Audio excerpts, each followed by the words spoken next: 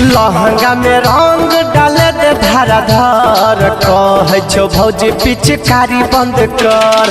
लहंगा में रंग डाले दे धराधर भौजी कहे छो पिचकारी बंद कर। रउए बताई हम कहाँ जाई, रउए बताई हम कहाँ जाई, रोज छोड़ा देता देहिया के जंग। लहंगा में रंग डाले दे धराधर भौजी कहे छो पिचकारी बंद कर। लहंगा में रंग डाले दे धराधर भौजी कहेला पिचकारी बंद कर। भौजी कहेला पिचकारी बंद कर। डीजे चंदेश्वर पंडित पिपरास चौक, डीजे चंदेश्वर पंडित पिपरास चौक। ढेर दिन से काहे भौजी असरा रही लगाई, चोली में हाथ डाल के साया साड़ी भिजाई। भौजी कहेला पिचकारी बंद कर, भौजी कहेला पिचकारी बंद कर। ढेर दिन से काहे भौजी असरा रही लगाई, चोली में हाथ डाल के साया साड़ी भिजाई।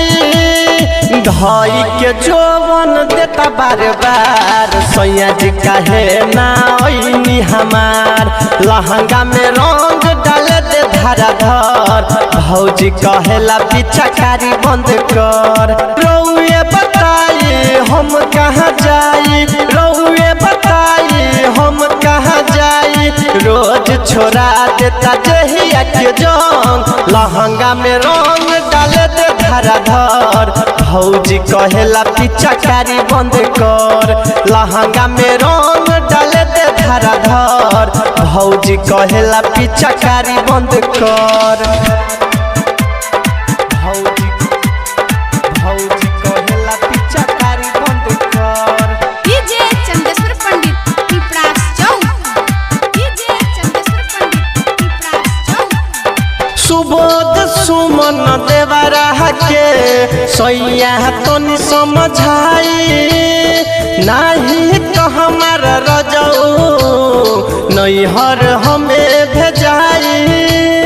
भौजी कहेला पिचकारी बंद कर, भौजी कहेला पिचकारी बंद कर। सुबोध सुमन देवरा के सैया तनी समझाई, नाही तो हमार रजऊ नैहर हमें भेजाई। पासवान गणेश कहेला बार बार लहंगा में रंग डाल दे बार बार।